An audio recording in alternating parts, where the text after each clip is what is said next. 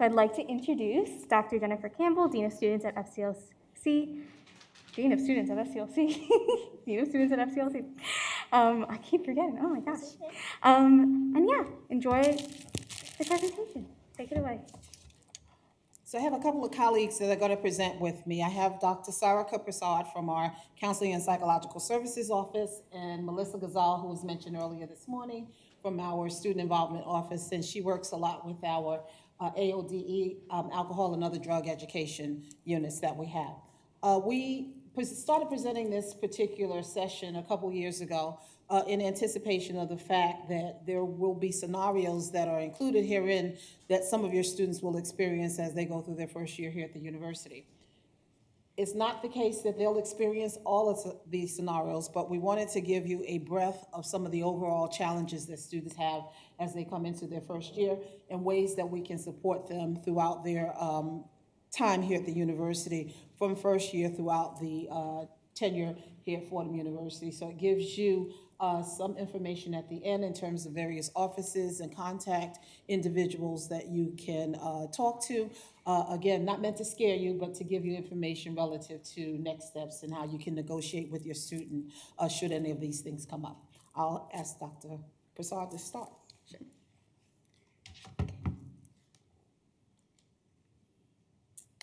All right.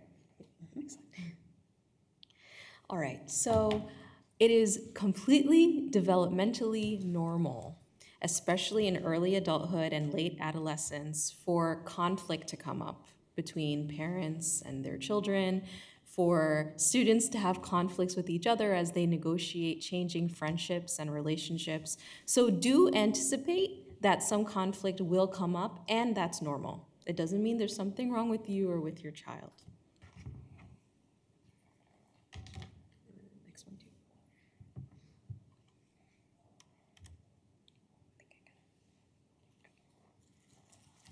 So in terms of college level academic work, some of the things that we see, oftentimes, thank you, we'll have those individuals or students who come in with an idea that, oh, this is easy, and they don't have a lot of problems negotiating the coursework. Wherein others will come in and it's a challenge because it's something very different from what they've experienced in high school. Very normal along those lines for students to go through those ebbs and flows. One of the things that we like to stress is the fact that it is very different from high school. And a lot of times, or oftentimes, students have the impression, oh, professors aren't checking.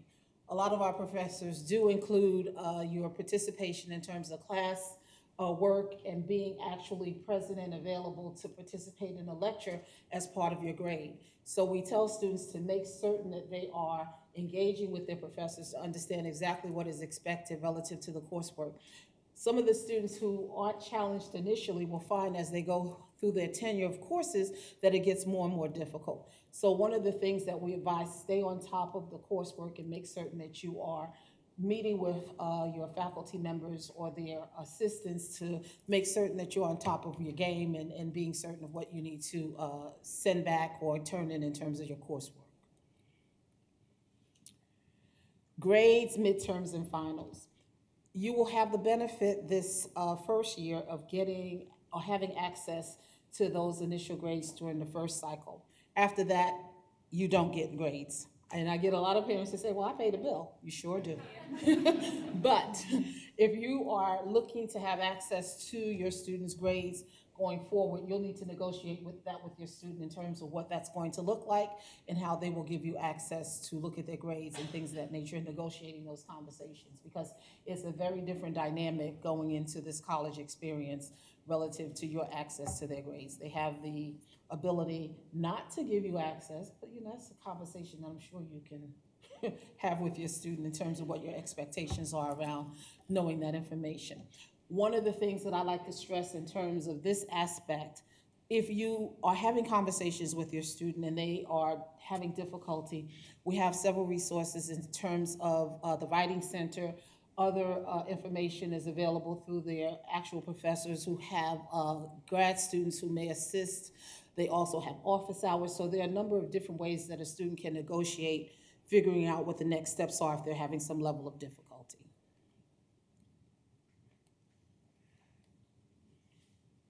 Safety concerns. I think one of the big things, we're in the city.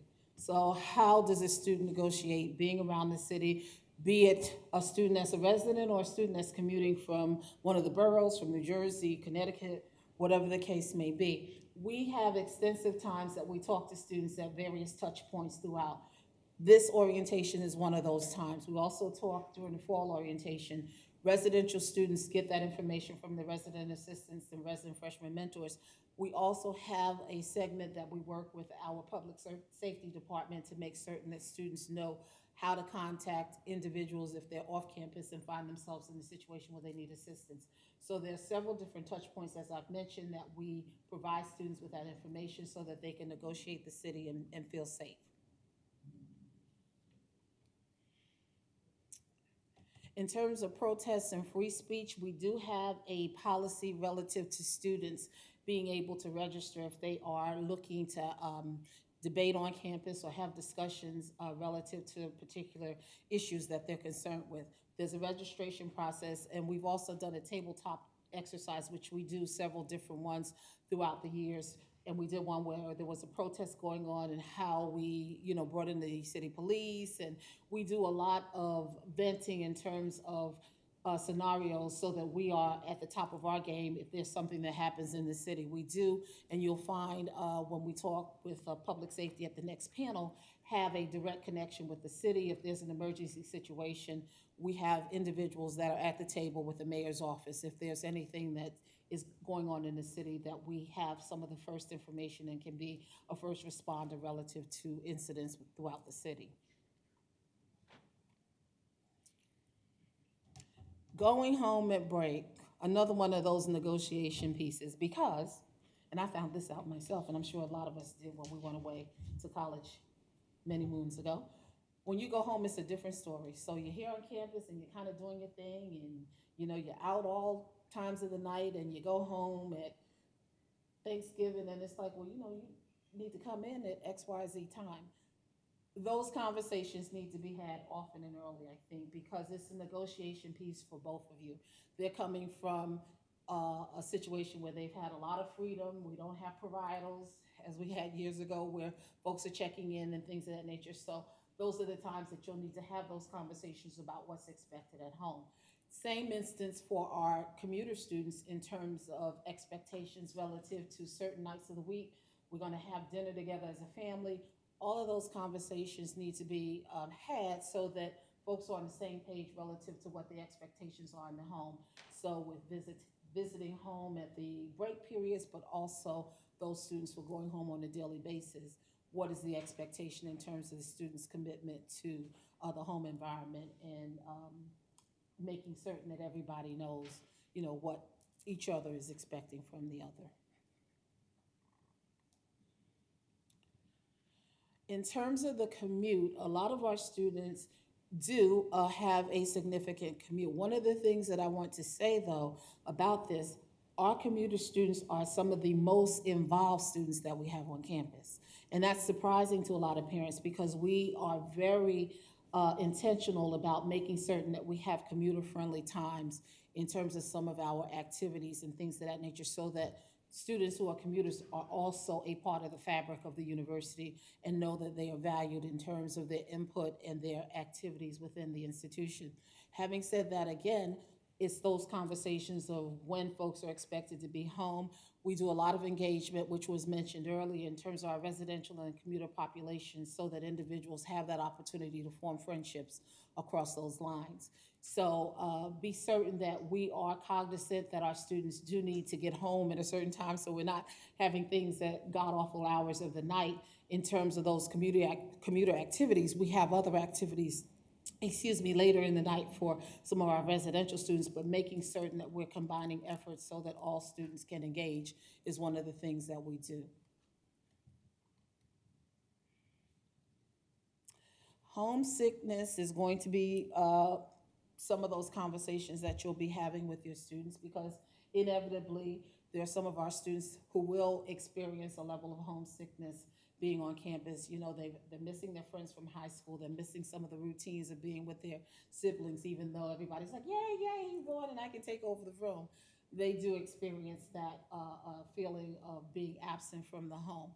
one of the things that I like to tell parents in my years within residential life, if you are having those conversations, let us know.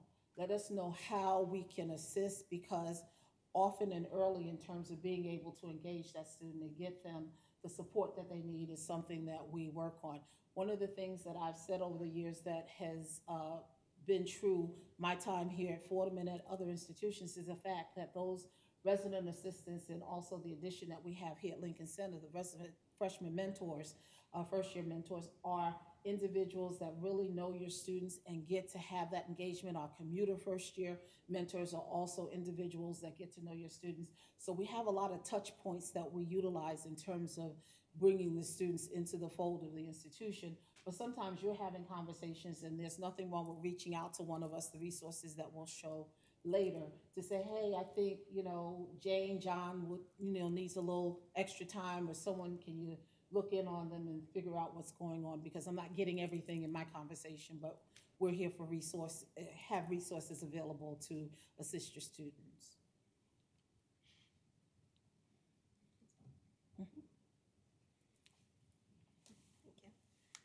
Hi, everyone. So as Dr. Campbell mentioned, my name is Melissa Gazal. I'm the Assistant Director for Programming and Coordinator for Alcohol and Other Drug Education here at the Lincoln Center campus. I will say I'm an FCLC alum as well, so clearly I love my time at Fordham so much I came back to work here. So going to talk very, very briefly about substance abuse, alcohol and other drug education here at Fordham University. This is a little bit more about kind of the education and resources that we have for your students. So the information on the screen right now is from our biannual core alcohol and other drug survey. So we had about 30% respondents. It happened this past semester. Crazy times, so might not be the most accurate information, but pretty accurate from what we can tell. So 75% of Fordham students believe the average student on campus uses alcohol once a week or more, but compared to our survey results, it's about 60% of Fordham students that had consumed alcohol in the last 30 days. So a lot of what I try to do with our alcohol and other drug education program, when meeting with students, doing presentations, whatever the case may be, really trying to hone in on the fact that not everyone is coming to college and drinking and partying and doing whatever at whatever times of the day. It's really that media portrayal, or that older cousin who's like, woohoo, go to college and party and all those things. But really statistically, the numbers show that not everyone is going to college drinking and partying and all those quote unquote fun things that college students do. Talking a little bit about cannabis use at Fordham. Again, this information is from the biannual core alcohol and other drug survey. So 43.5% of Fordham students have used cannabis at least once in the last year, and 27% are current cannabis users in the 30-day prevalence. About 32% of Fordham students who use cannabis reported that their first use of cannabis was prior to college. So they're coming in having already experienced, we all come in from different places, so everyone has different levels of experience and exposure. So about 32% of Fordham students have come in having used cannabis in the past. So this is some new fun things that we get to experience this year. So while cannabis is legal in New York State now, it's still not legal on the federal level. So therefore, it's not allowed on campus grounds, as cannabis is not legalized on the federal level. And because we are a federally funded institution, we have to follow federal law and not state law. So that is one piece of important information to keep in mind. So what do we do about all of this? So we have a multi-tier approach to alcohol and other drug education here at Fordham University, starting with programming and campus culture. So as I mentioned, there is this perception that all students are coming to college partying and drinking, et cetera. So we really try to change that narrative. We start with programming and campus culture. We have a multi-tier approach to alcohol and other drug education. All of our programming is substance-free. All of our events run through our office. All of our off-campus events are alcohol and substance-free. We work on prevention and risk reduction through email campaigns at high-risk times of the year, such as Halloween and spring break, where we kind of see that spike in student usage. Our education programming also begins before your students get to campus. So over the summer, they'll receive an invitation to take a course called Alcohol EDU, as well as our sexual assault prevention course. So that course kind of goes through kind of everything students need to know about drug and alcohol use at Fordham University. We also have a student health and wellness organization called BWellLC, and they put on monthly programming to educate students on different things kind of going on, whether it is alcohol and other drugs, whether it's stress management and nutrition, and they also hand out pizza once a month, late night on Friday nights, as students are kind of exiting the residence halls to go into the city. So at least they have something in their stomachs before they're frequenting the streets of New York City. And lastly, we have a student conduct piece to all of this. So violations of our alcohol and other drug policy are reported and do result in an adjudication process. It really is an educational piece. It's not like you're in trouble, this is the end of the world situation, but we really do care about our students and want to make sure that they don't experience those negative effects of drugs and alcohol ever again, really.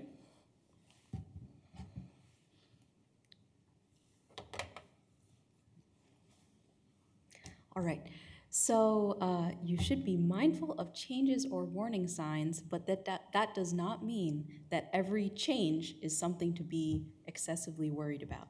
So, your student is moving from adolescence to later adolescence, and in some cases you might consider adulthood.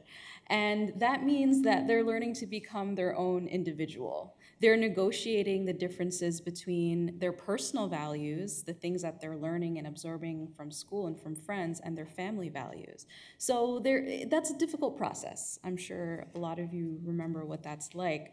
But any changes that you feel are negative in terms of mood, or their anxiety level, their stress level, or, in worst case scenario, there's some safety concerns like self-harm or suicide risk.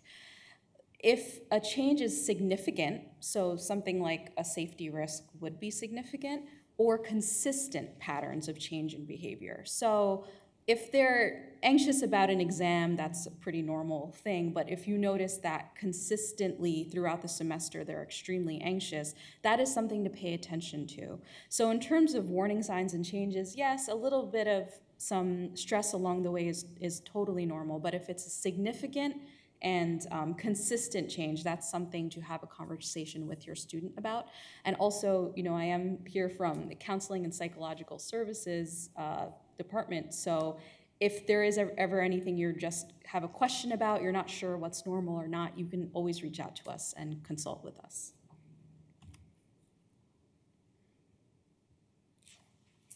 So the involvement piece, we talk a lot about involvement here. Why? I know you're like, oh, they're here to go to school.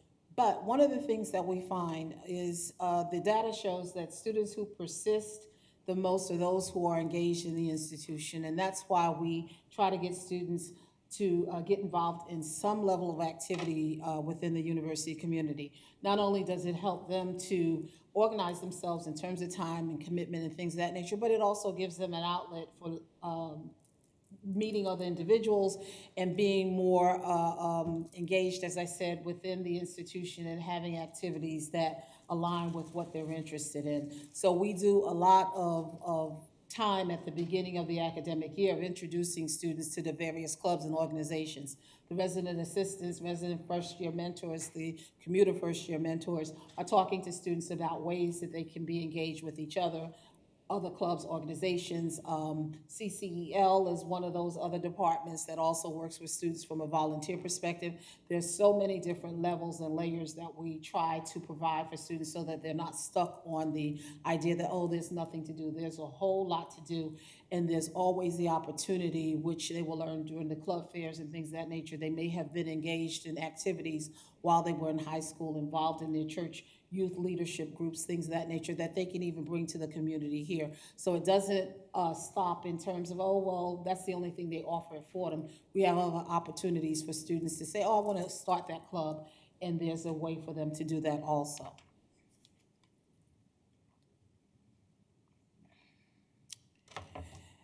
In terms of roommate problems, one of my favorites in that, I like to tell this story because when I was in school, one of my big things about being a roommate is I was willing to share, I was willing to do all of those things.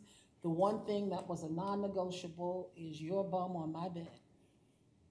Didn't want you sitting on my bed. There was a chair, I had a futon, I had all of those little things that were comfortable, but my bed was where I put my head, so the idea of you sitting on my bed just never made sense to me. Having said that, I tell my students all the time, speak your truth often and early. One of the things that I think helps in terms of negotiating the space, a lot of our students, how many have single rooms at home? there we go, aren't accustomed to being in that situation where they necessarily have to share their personal space. So this is a time when we utilize the roommate contract, we utilize and negotiate all those pieces in terms of folks being able to have those conversations about what it is they want to share versus things that are off limits and particular to me. So if you can join us in that effort to have those discussions with your students prior to them coming on campus and having these conversations with their potential roommates in August when they get their roommate information, to say, okay, I'm gonna bring the TV, we're gonna split the micro fridge, we're gonna, I'll bring the gaming system, whatever that is, and then the cleaning schedule is also important. And we go through all of these steps with our students so that they'll have an opportunity to meet with the resident assistant collectively so that they can negotiate a roommate contract and things of that nature.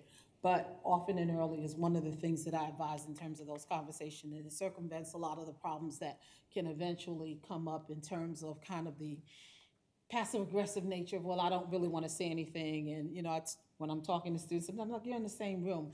Your back is to the other person and you're sending text messages as opposed to having a conversation. And we also work with your students on doing that too, being able to converse and talk about the things that they want to discuss, as young adults moving into adulthood. These are the conversations that you need to have with each other. In terms of managing time, again, utilizing Google Docs, utilizing scheduler. I still have some students that still prefer to use the old-fashioned type of scheduler and things of that nature as opposed to the electronics. Whatever it is that they can utilize to negotiate themselves, I tell students, do your to-do list. It works out beautifully because then you know exactly what it is that you need to do.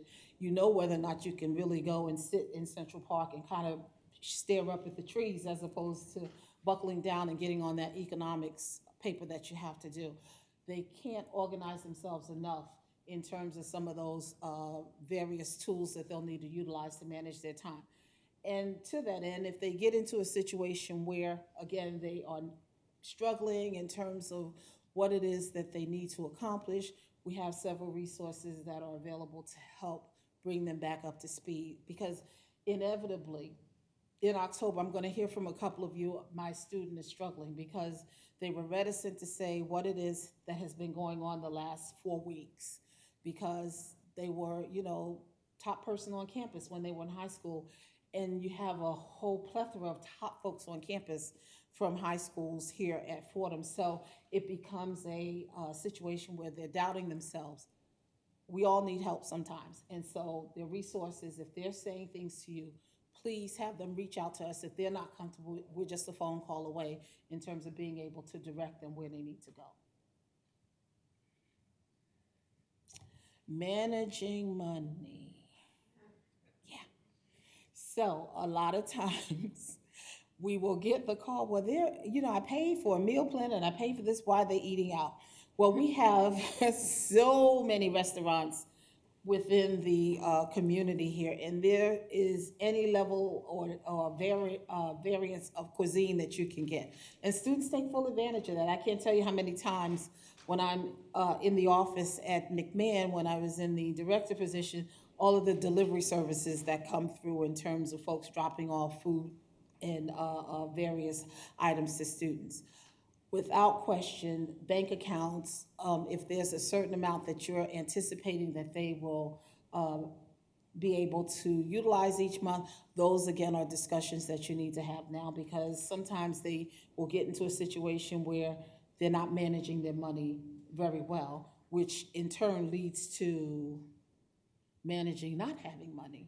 And so that we can circumvent that and help assist them in moving along and making certain that they're able to set aside what it is that they need to set aside for their toiletries and entertainment and all of those things. To set up a budget is one of the things that we suggest students do in advance of coming to college, so they'll know exactly what they have available to them and how they're going to manage that going forward.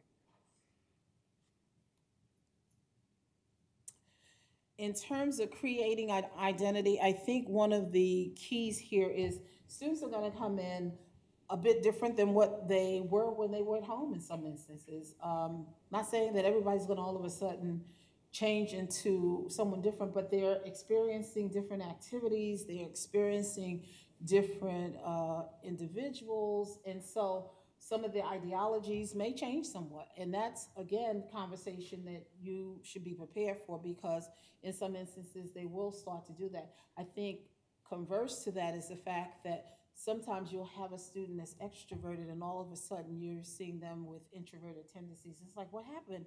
You know, they were so outgoing in high school, and, you know, things have changed, and they're quiet and they're not feeling comfortable.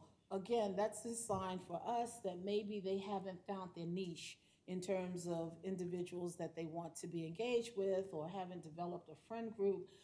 Again, our RAs, RFM, CFM, those are the individuals that we are utilizing to help, in addition to the professional staff, when we see a student that is struggling. How can we, you know, get them out of their box? We're not trying to make everyone an extrovert, but how can we get them connected in some way, shape, or form?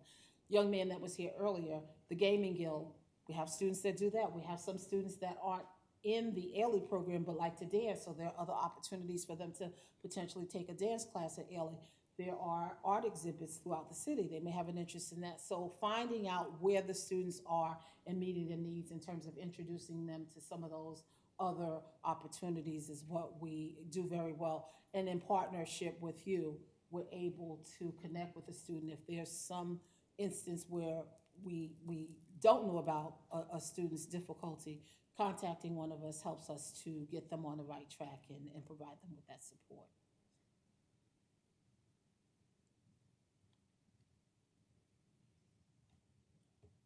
Fitting in and making friends.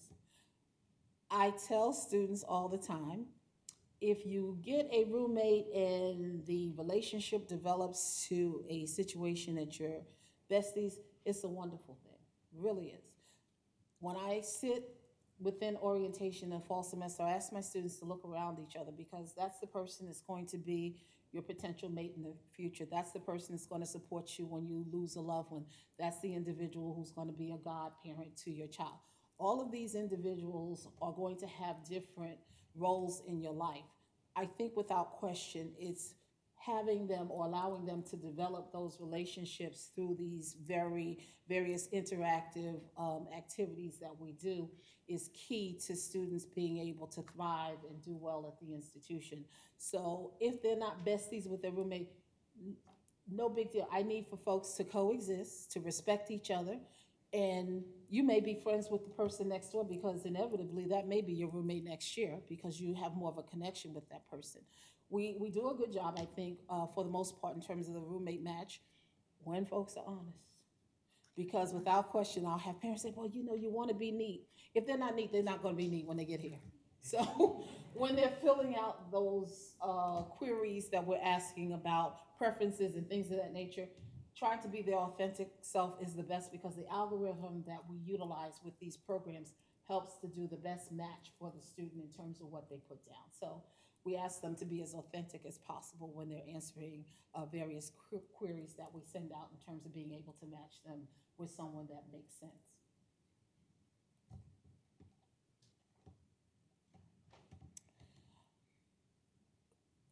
Yes. Okay, so at this time, especially since you're here at this event, I believe that you would love to support your student. But this time in their life is very much like back in when they were an infant, when they were a very small child. So when your child is first born, they're a newborn, you're probably used to holding them close to you, and you're like, you know, all of your time is about this child. And slowly as they grow up, so when they start crawling, there's a certain amount of space around you that they can crawl within, but you still have to have your eyes on them. Then they start to walk, and they can probably be somewhere in the house on the same floor as you or something. And then they start to be able to run. You can take them to the playground, and as long as they're in the playground, it's okay. So as they grow up, there's a certain distance from you that is appropriate, but still you want to keep them in your sight. So very much like that, at this age, you will figure out what it is that's that optimal distance from you, where you still have your eye on them, but they can still go out and make other friends. You know, it wouldn't be appropriate if a child is 8 years old and you're still always holding them, you know, in your lap, because then they can't, you know, develop themselves as an individual. So you will figure out what that is for you in your culture, especially. There's many cultural differences. In my culture, I'm Indian and also Caribbean, and my dad up to this day still asks me, like, what am I writing? What am I doing? You know, are you doing good at work? So in my culture, it's very normal. But in other people's cultures, they'd be like, your dad calls you? Like, so, you know, of course, there are going to be differences between people, between you and your neighbors, and how they work with their children. But understand that sometimes support means leaning back a little bit and having them figure things out on their own. And sometimes support means you are more engaged. And again, if this is something that you're not really sure about, definitely speak to your peer group about it, but also you can reach out to CPS and we will be happy to consult with you. So exploring independence kind of dovetails what Dr. Prasad was saying in terms of students going out and experiencing new ideologies, experiencing new individuals and thoughts and things of that nature, and it's a part of the growth process. It's part of the maturation process, and they're going to do it. And again, it's having those conversations around where folks are and what it is that they're doing. So again, not expecting that there are going to be these wide swell of groundswell of changes that your students are going to make, but there are some nuances that you'll see in terms of differences when your students come home or are having conversation with you during this time of their first year. In terms of limits and ramifications, another one of my favorites is I don't throw the baby out with the bathwater. They are going to have instances where they will get engaged in things that are other than what we see as positive. So it's not the automatic thing that you have to, you know, for them because you do X. It's an educational institution, and students are going to test the limits and things of that nature, and we're going to help them to understand. Again, I start with the basis of what was your motivation for being at Fordham, because what you're doing in terms of this behavior doesn't speak to what you were saying you want to accomplish. So it's having those conversations. So it's not an automatic thing that we're going to have your student not be a part of the community. Now, if we're having these conversations on a continual basis, Dr. Campbell may be calling you to say, they're coming home to you at this point because of X, Y, and Z. Very far and few between, because I think, again, we have educational conversations with our students to get them where they need to be and to motivate them relative to what are the next steps, what is it that you want to accomplish in terms of your time here on campus. So if you hear from us, and you will hear from us, we want to be as transparent as possible, because I think nothing is as bad as one may think it is, but to me the worst is for you to have a son or daughter, and I've had colleagues who work at institutions where they are prohibited from having discussions with parents, and that's one of the reasons why I like working at a private institution. I can have those conversations with you so that I'm telling you well in advance of a student being asked to leave the institution, so that we're working together to come up with a solution relative to your student. So you will hear from us if your student is involved in an alcohol situation, or they've smoked marijuana, or whatever the case may be, and violated policy. We're calling you to have those conversations and to let you know. Oftentimes we will ask the student, call your parent, let them know what's going on, because they're going to get a letter, you know, so that you'll know in advance. And again, it's that process of having them have adult conversations with you and taking responsibility for what it is that they may have been engaged in.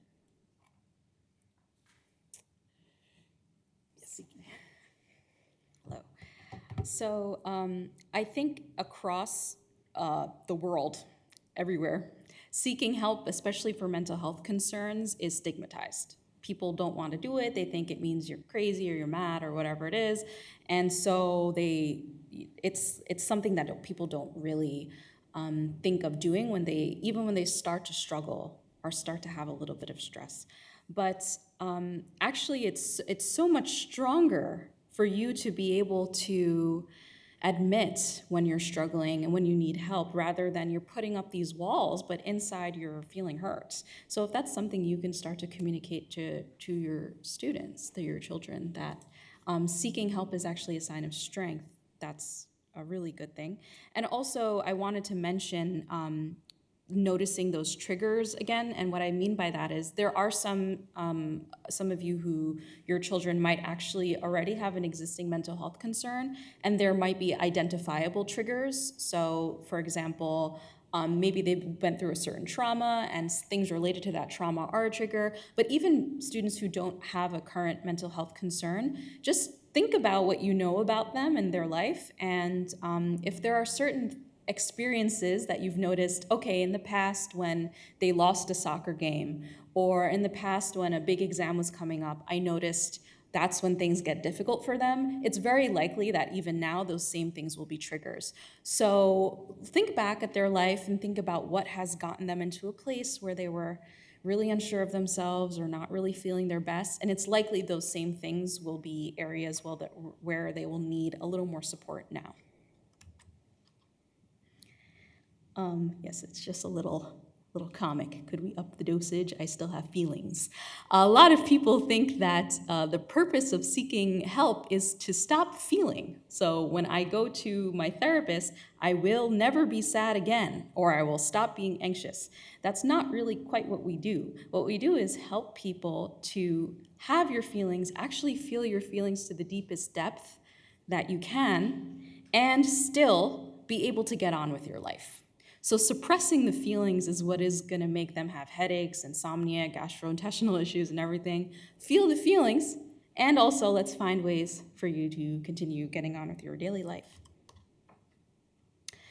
If they do have a treatment plan in place right now, maybe they're taking some type of medications for physical or psychiatric conditions, or if they are currently in therapy or have some sort of coaching, such as executive functioning coaching or academic coaching, I would continue that for sure, at least until their first 2 semesters, and then you can sort of see. But generally, through this big life transition, things will likely only get a little stressful for them rather than get much easier. So definitely continue existing support. And if you do need referrals, we help with that at CPS. We can give you referrals in the community for a long-term provider for whatever concerns they have. And I've said this already, but do normalize counseling and encourage help seeking, especially amongst this generation. A lot of them they're really good with the mental health kind of stuff. They're able to identify when they're feeling anxious or depressed or something more serious might be going on. A lot of them are actually already interested in seeking therapy. So even though amongst other generations it might not be as normalized, for them and their friends it is. So know that if your child is thinking of seeking therapy, again, it does not mean you were a bad parent, you messed them up, you're not supporting them. It's just not true. It means that right now, with the coping skills that they have and the emotional place they're in, they're needing some support from an outside, unbiased person with a specific type of training. But as a therapist, I don't know your child in the same way you do. So we all need to work together as a team. I know the research, I know the clinical practice, but you know your child and you know your family. So we're all working together here. Correct. What you'll see here, and you may want to pull out your phone to take a snapshot. Those are some resources that are available to you in terms of the various offices, Dean of Students, my area. In terms of the residential life office, I'm doing double duty right now. I'm working on getting someone in my former position. So that will happen probably within the next month. But if there are any questions that you have, please call the offices and we will direct you to individuals who can assist you with any of your inquiries. One of the things that I also like to share with parents, I love what I do.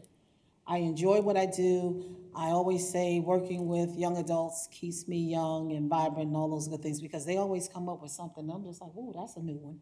But having said that, it's a community. We work together, we partner together. We want your students to come here, be successful, enjoy their time at Fordham, and that's what it's about for us. So please utilize us in any way, shape, or form that we can assist in making your experience and your students' experience an awesome one. So thank you again for your time. I have other colleagues that are going to join us in the next panel, and I'll still be here and available to answer questions also. Thank you again for your time, and thank you, Dr. Prasad and Melissa.